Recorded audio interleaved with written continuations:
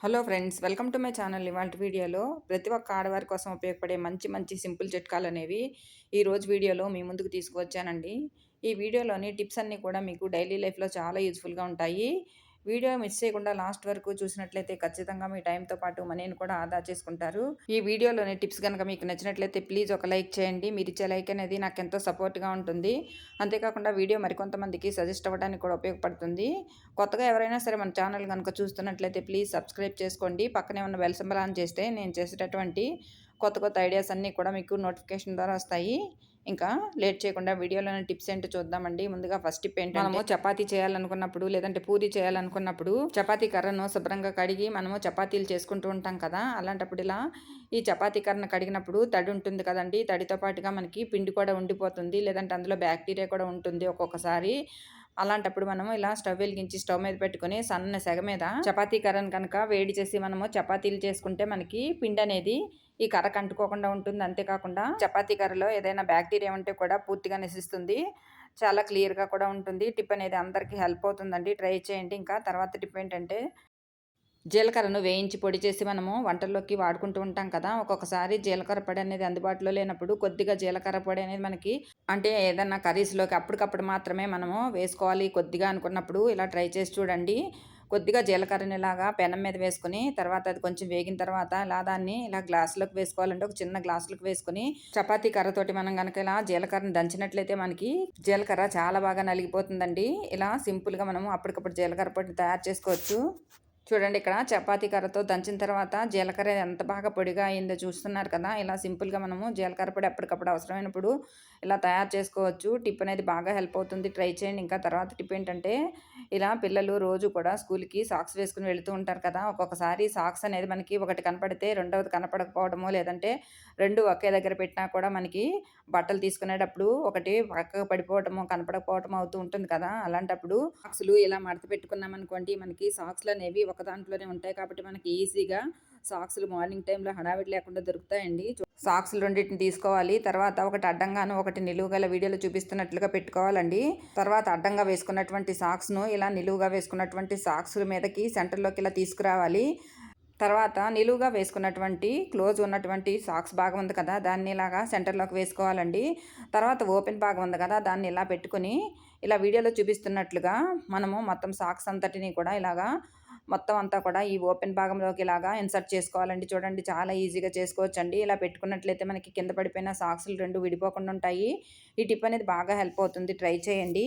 ఇంకా తర్వాత టిప్ ఏంటంటే, మనము వెల్లుల్లిపాయలు వంటల్లోకి వాడుకుంటూ ఉంటాం కదా. ఒక్కొక్కసారి 2 కానీ, 3 కానీ మనము దంచి కూరల్లో వాడుకుంటూ ఉంటాం కదా. అలాంటప్పుడు మనము వెల్లుల్లిపాయలు దంచడానికి మన దగ్గర రోల్ అనేది అందుబాటులో లేనప్పుడు ఇలా సింపుల్‌గా ట్రై చేయండి. ఒక చిన్న గ్లాస్ తీసుకొని దాంట్లో మనము వెల్లుల్లి రెబ్బలు వేసుకునేలాగా చపాతీ కర్రతోటి ఇలా వెల్లుల్లిపాయలు దంచామనుకోండి, మనకి వెల్లుల్లిపాయలు అనేవి చాలా బాగా నలిగిపోతాయండి. చూడండి ఎంత బాగా వెల్లుల్లి పేస్ట్ అనేది వచ్చిందో. ఇది మనము ఇలా 1, 2 వెల్లుల్లిపాయలు కూడా ఇలా సింపుల్‌గా మనం దంచుకోవచ్చండి. టిప్ అనేది బాగా హెల్ప్ అవుతుంది. ట్రై చేయండి. ఇంకా తర్వాత టిప్ ఏంటంటే, ఇలా ఒక తమలపాకును తీసుకోవాలండి.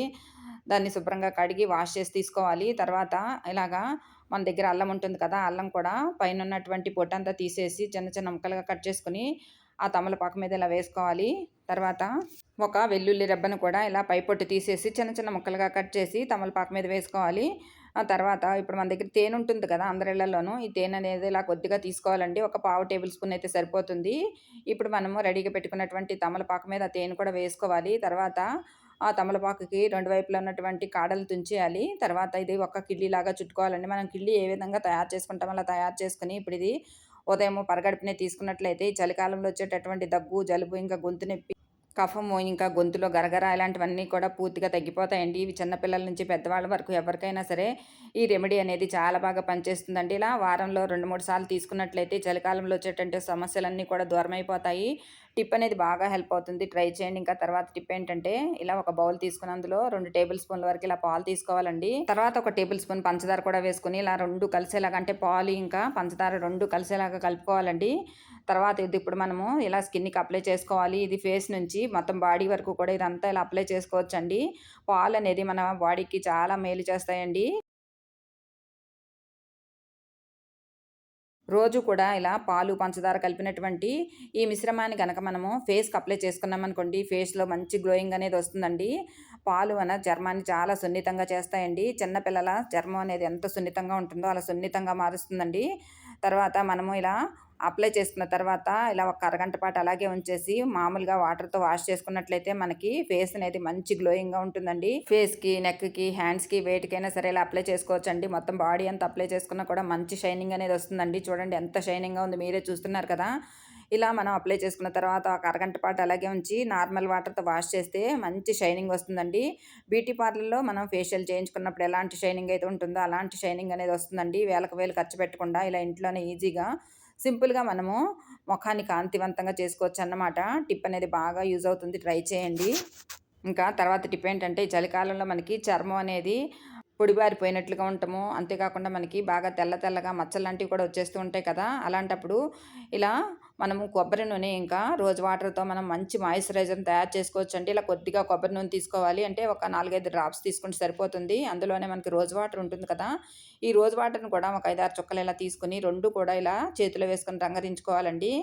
ఇలా రంగరించుకున్న తర్వాత ఇప్పుడు ఈ మిశ్రమాన్ని మనము స్నానం చేసి వచ్చిన వెంటనే కనుక ఇలా బాడీకి అప్లై చేసుకున్నామనుకోండి, మనకి చర్మం అనేది అస్సలు పగలకుండా ఉంటుందండి. చలికాలంలో వచ్చేటటువంటి దద్దుర్లు, దురద అలాంటివన్నీ కూడా పూర్తిగా తగ్గుతాయి. అంతేకాకుండా చర్మం కూడా మంచి కాంతివంతంగా ఉంటుంది. ఇలా అప్లై చేసుకున్నారనుకోండి, ఈ చలికాలంలో మనకి స్కిన్ అనేది అస్సలు పొడిబారకుండా కూడా ఉంటుంది. చూడండి ఎంత బాగా షైనింగ్‌గా ఉంది మీరే చూస్తున్నారు కదా! మనం బయట మాయిశ్చరైజర్ అనేది ఎక్కువ డబ్బులు పెట్టి కొనుక్కుంటూ ఉంటాం కదా! అలా కాకుండా ఇలా సింపుల్‌గా తయారు చేసుకొని చలికాలంలో మనము వాడుకోవచ్చన్నమాట. టిప్ అనేది బాగా హెల్ప్ అవుతుంది. ట్రై చేయండి. ఇంకా తర్వాత టిప్ ఏంటంటే ఇలాంటి బాక్సులనేవి మనము ఏదైనా ఫుడ్ బయట నుంచి తెచ్చుకున్నప్పుడు కానీ, లేదంటే స్వీట్లు కొనుక్కున్నప్పుడు కానీ, ఇలా ఏదైనా కర్రీస్ కొనుక్కున్నప్పుడు గానీ వస్తూ ఉంటాయి కదండీ! ఇవన్నీ కూడా మనము వేస్ట్ అని పారేస్తాం కదా! అలా పారేయకుండా ఈసారి ఇలా చేసి చూడండి. మనకిది కిచెన్‌లోకి చాలా బాగా యూజ్ అవుతుంది. ఈ పైనున్నటువంటి బాక్స్ మూతని ఇలా కట్ చేసేసిన తర్వాత బాక్స్ లోపల ఇలా పేపర్ నాప్కిన్ గానీ, లేదంటే న్యూస్ పేపర్ కానీ ఏదైనా ఒకటి వేసుకొని, దాంట్లో ఇలా మనం ఆయిల్ డబ్బాలు, నెయ్యి డబ్బాలు ఇలాంటివి పెట్టుకోవచ్చండి. ఆయిల్ వాడినప్పుడు మనము ఇలా ఆయిల్ డబ్బాలో ఆయిల్ వేసిన తర్వాత ఇలాగే మనం కింద పెట్టేస్తే పొయ్యిగట్టంతా కూడా జిడ్డుగా మారుతుంది కదా! అలా కాకుండా ఇలా తయారు చేసుకున్నటువంటి బాక్స్‌లో కనుక ఈ ఆయిల్ డబ్బాని పెట్టుకున్నామనుకోండి, ఆయిల్ అనేది అందులోకే కారుతుంది. ఏదన్నా ఆయిల్ ఉన్నా కూడా అందులోనే పడుతుంది. తర్వాత మనము పేపర్ మార్చుకుని మళ్ళీ ఆయిల్ డబ్బాని పెట్టుకోవచ్చు. టిప్ అనేది బాగా హెల్ప్ అవుతుంది. ట్రై చేయండి. ఇంకా తర్వాత టిప్ ఏంటంటే ఇలాంటి షాంపూ బాటిల్స్ అనేవి మన దగ్గర ఉంటూనే ఉంటాయి కదా! ఇవి వేస్ట్ అని పారేస్తాము. అలా పారేయకుండా ఈసారి ఇది ఇలా ఉపయోగించి చూసుకోండి. మీకు చాలా బాగా యూజ్ అవుతుందండి. ఇలా ఒక షాంపూ డబ్బాని తీసుకున్నాను. దీనికి ఇలా మార్కర్ పెన్నుతోటి ఇలా మార్కింగ్ చేసుకుంటున్నానండి. మార్కింగ్ అనేది మనకి నచ్చినట్లుగా ఎలా అయినా చేసుకోవచ్చండి. ఇలా మార్కింగ్ చేసుకున్నటువంటి ఇదంతా కూడా ఇలా కట్ చేసుకున్నాను. ఇలా కట్ చేసుకున్న తర్వాత ఇప్పుడు మనకి ఇక్కడ తగిలించుకోవడానికి వీలుగా ఉండేలాగా ఇలా కట్ చేసుకున్నాం కదా! ఇక్కడ ఒక హోల్ పెట్టుకోవాలండి. హోల్ పెట్టుకొని మనము సాస్ ప్యాకెట్స్ కానీ, చిన్న చిన్న కాఫీ పొడి పొట్లాలు ఏవైనా సరే పెట్టుకొని ఇలా కిచెన్‌లో ఇవి మనం హ్యాంగ్ చేసుకోవచ్చండి. చూడండి ఇక్కడ ఇలా హ్యాంగ్ చేసుకోవచ్చు. అవసరమైనప్పుడు తీసుకొని వాడుకోవచ్చు. లేదంటే ఇలాంటి చిన్న చిన్న స్పూన్‌లు కూడా పెట్టుకోవచ్చండి. లేదంటే మనము ఇందులో షాంపూస్ వేసుకొని మనము చిన్న చిన్న ప్యాకెట్స్ ఉంటాయి కదా! వేసుకొని మనం బాత్రూమ్‌లో పెట్టుకొని ఒక్కొక్క షాంపూ ప్యాకెట్ ఇలా బయటికి తీసుకొని వాడుకోవచ్చండి. ఈ టిప్ అనేది అందరికీ హెల్ప్ అవుతుందనుకుంటున్నాను. ఇంకా తర్వాత టిప్ ఏంటంటే కిచెన్‌లో మనం చేసే పనుల్లో కష్టమైన పనేంటంటే ముఖ్యంగా ఈ వెల్లుల్లిపాయలు ఒలవటమండి. వెల్లుల్లిపాయలనేది ఇలా ఒక్కొక్కటి కూడా ఒలవాలంటే మనకి చాలా టైం అనేది పడుతుంది. అంతేకాకుండా ఒక్కొక్కటి ఒలిచినప్పుడు మనకి చేతులు నొప్పి పుట్టడమో, ఇంకా గోళ్ళనేవి నొప్పి పుట్టడం అవుతుంది కదా! గోళ్ళల్లోకి మనకి ఆ రసం అనేది వెళ్ళిపోయి గోళ్ళు కూడా మంటగా ఉంటాయి కదా! అలా కాకుండా వెల్లుల్లిపాయలు చాలా సింపుల్‌గా తర్వాత చాలా తక్కువ టైంలో శ్రమ లేకుండా ఒలవటానికి ఇలా ట్రై చేసి చూడండి. ఇలా వెల్లుల్లిపాయలన్నీ కూడా మనము పాయల నుంచి ఇలాగా అన్నీ కూడా సెపరేట్ చేసుకోవాలి. తర్వాత ఒక కుక్కర్ తీసుకొని అందులో ఒక గ్లాస్ వాటర్ పోసుకోవాలండి. తర్వాత ఒక జాలి గిన్నె తీసుకొని ఒలిచిన వెల్లుల్లి రెబ్బలన్నీ కూడా జాలి గిన్నెలో వేసుకోవాలి. తర్వాత స్టవ్ వెలిగించి స్టవ్ మీద ఇప్పుడు కుక్కర్ పెట్టుకొని సిమ్‌లో పెట్టుకోవాలండి కుక్కర్ అనేది. మనం తర్వాత ఈ జాలి గిన్నెని ఆ కుక్కర్ పైన ఇలా పెట్టుకోవాలి. తర్వాత ఇలా మూత పెట్టేసుకోవాలి. విజిల్ పెట్టాల్సిన అవసరం లేదండి. ఇలా ఒక 2 నిమిషాల పాటు ఇలా ఆవిరికి గనక ఉడికించినట్లయితే మనకి వెల్లుల్లి పొట్టు అనేది చాలా ఈజీగా వలుచుకోవచ్చండి. ఇక్కడ కుక్కర్ కట్టేసిన తర్వాత వెల్లుల్లిపాయ రెబ్బలనేవి ఇలా వేడెక్కుతాయండి. తర్వాత ఇప్పుడు మనము దీన్ని స్టవ్ పై నుంచి దించేసుకొని ఇప్పుడు వీటిని ఒలుచుకోవాలండి. ఇప్పుడు వీటిని వలవడం అనేది చాలా ఈజీగా ఉంటుందండి. చూడండి ఇలా ఆవిరికి వేడి చేయటం వల్ల వెల్లుల్లిపాయల మీద ఉండేటటువంటి పై పొట్టు అనేది లూజ్ అవుతుందండి. వెల్లుల్లిపాయలు అనేవి ఉడకవండి. లూజ్ మాత్రమే అవుతుంది పొట్టనేది. ఇలా మనం పొట్టనేది ఈజీగా ఒలుచుకోవచ్చండి. చూడండి పొట్టనేది ఇలా పట్టుకోంగానే మనం ఇలా పీల్ చేయగానే చాలా ఈజీగా వచ్చేస్తుంది. ఇలా మనకి ఎన్ని వెల్లుల్లి రెబ్బలు కావాలంటే అన్ని వెల్లుల్లిపాయలు ఇలా ఒలుచుకోవచ్చండి. ఇలా మనం ఎక్కువ మొత్తంలో అల్లం వెల్లుల్లి పేస్ట్ చేసుకోవాలనుకున్నా, లేదంటే చిన్న చిన్న ఫంక్షన్స్ ఏవైనా ఇంట్లో చేసుకున్నప్పుడు ఎక్కువ మొత్తంలో వెల్లుల్లిపాయలు బలవాలనుకున్నప్పుడు ఇలా సింపుల్‌గా ఈజీగా ఒలుచుకోవచ్చండి. వెల్లుల్లిపాయలు వేడి చేయడం వల్ల వాటికి ఉన్నటువంటి టేస్ట్ అనేది, లేదంటే ఘాటుతనం అనేది అసలు పోతుందనుకుంటున్నారేమో. అసలు ఎలాంటి చేంజ్ ఉండదండి టేస్ట్‌లోను. మనకి పైన ఉన్నటువంటి కేవలం పొట్టు మాత్రమే వేడవుతుందండి. మనం ఉడికించుకున్నది కూడా కేవలం 2 నిమిషాలు మాత్రమే కాబట్టి టేస్ట్ అనేది అసలు ఏమీ చేంజ్ అవ్వదండి. ఇలా సింపుల్‌గా ఈజీగా ఎన్ని వెల్లుల్లిపాయలైనా మనం ఈజీగా ఒలుచుకోవచ్చండి. చాలా తక్కువ టైంలో ఎక్కువ వెల్లుల్లిపాయ రెబ్బలనేవి మనం ఒలుచుకోవచ్చన్నమాట. చూడండి ఇలా వెల్లుల్లి రెబ్బలనేవి ఎంత ఈజీగా ఒలుచుకున్నామో. చూడండి పొట్టు కూడా ఎంత బాగా సెపరేట్ అయిపోయిందో. చూడండి పొట్టు కూడా ఎంత నీట్‌గా వచ్చేసింది చూస్తున్నారు కదా! ఇలా సింపుల్‌గా మనము వెల్లుల్లిపాయలనేవి ఒలుచుకోవచ్చు. ఈ టిప్ అనేది ప్రతి ఒక్క ఆడవారికి హెల్ప్ అవుతుంది. ట్రై చేయండి. ఇంకా తర్వాత టిప్ ఏంటంటే, మనము మిరపకాయలు తెచ్చుకున్నప్పుడు ఇవి ఇలా కొంచెం తడిగా ఉన్నట్టుగా ఉంటాయి కదండీ! ముఖ్యంగా ఈ చలికాలంలో మిరపకాయలు తెచ్చుకున్నప్పుడు మనం ఇవి కారం పట్టించుకోవడానికి కానీ, లేదంటే తాలింపుల్లో వేసుకోవడానికి కానీ మనం తెచ్చుకున్నప్పుడు ఇవి తడిగా ఉంటాయి గదా! అలాంటప్పుడు అవి మనకి చలికాలంలో ఎండ ఎక్కువగా రాదు కాబట్టి మనము ఇవి కొంచెం వేయించుకున్నట్లయితే మనకి ఆ మిరపకాయల్లో తడి అనేది పోయి మళ్ళీ మనం కారం పట్టించుకోవడానికి కానీ, లేదంటే మనం తాలింపులకు కానీ స్టోర్ చేసుకోవడానికి చాలా బావుంటాయండి. స్టవ్ వెలిగించి స్టవ్ మీద ఒక పాన్ పెట్టుకొని దాంట్లో ఒక స్పూను కల్లుప్పు వేసుకొని సన్నని సెగ మీద మనము ఇలా ఈ మిరపకాయలన్నీ కూడా ఇలా వేయించుకోవాలండి. ఇలా వేయించుకున్నట్లయితే మనకి వాటిలో తడిపోయి ఇవి ఆరిపోతాయండి. తర్వాత ఇవి కొంచెము ఏగిన కొద్ది గట్టిగా అవుతాయి. మిరపకాయను ఇలా తుంచి చూస్తే అవి 2 ముక్కలుగా అయిపోతే గనక ఇవి బాగా వేగినట్టండి. ఇప్పుడు మనం వీటిని మిల్లుకు పట్టించుకోవచ్చు, కారం పట్టించుకోవచ్చనమాట. అంతేకాకుండా మనము తాలింపులకు కూడా స్టోర్ చేసుకోవచ్చు. ఇలా ఉప్పు వేసి వేయించుకోవటం వల్ల మనకి మిరపకాయల్లోంచి ఘాటనేది రాకుండా ఉంటుంది. మిరపకాయలు గనక మనం మామూలుగా వేయించినా కూడా మనకి చాలా ఘాటనేది వస్తుంది కదా! అలాంటప్పుడు మనకి కళ్ళు మంట పెట్టడము, ఇంకా చేతులవి మంట పెట్టడము, దగ్గు రావటము, తుమ్ములవి రావటం ఉంటుంది కదా! అలాంటివన్నీ కూడా రాకుండా మనకి చాలా బాగా వేగుతాయన్నమాట. టిప్ అనేది బాగా వర్క్ అవుతుంది. ట్రై చేయండి ఇంకా. తర్వాత టిప్ ఏంటంటే, మనము టమాటాలు అన్ని కూరల్లోకి ఎక్కువగా వాడుకుంటాం కదా! అలా వాడినప్పుడు ఒక్కొక్కసారి టమాటాల మీద ఉండేటటువంటి పైపర్ అనేది తీసేసి, మనము చారు లాంటివి, ఇంకా రసం లాంటివి పెట్టుకుంటూ ఉంటాం కదా! అలాంటప్పుడు పొట్టు తీయటానికి టమాటాలను ఇలా సింపుల్‌గా ట్రై చేయండి. స్టవ్ వెలిగించి స్టవ్ మీద ఇలా ఒక ఫోర్క్‌కి టమాటాను గుచ్చుకొని, టమాటా తిప్పుతూ గనక మనం ఒక 2 నిమిషాల పాటు ఇలా టమాటాను వేడి చేసినట్లయితే టమాటా అంతా కూడా ఇలా నల్లగా అవుతుందండి. తర్వాత పై పొట్టు అనేది మనం ఈజీగా ఒలుచుకోవచ్చు. తర్వాత ఈజీగా ఇలా పొట్టు అనేది ఈజీగా వచ్చేస్తుందండి. ఇట్లా టమాటా కొద్దిగా పగిలినట్లుగా అవుతుంది. ఇలా ఒలుచుకున్నటువంటి టమాటాలని మనము గ్రేవీ కర్రీస్‌లోకి, ఇంకా రసం లాంటివి పెట్టుకున్నప్పుడు కూడా మనము ఎక్కువగా గ్రేవీగా వాడుకుంటాం కదా! అలాంటి వాటన్నిటిలో కూడా బాగా యూజ్ అవుతుంది.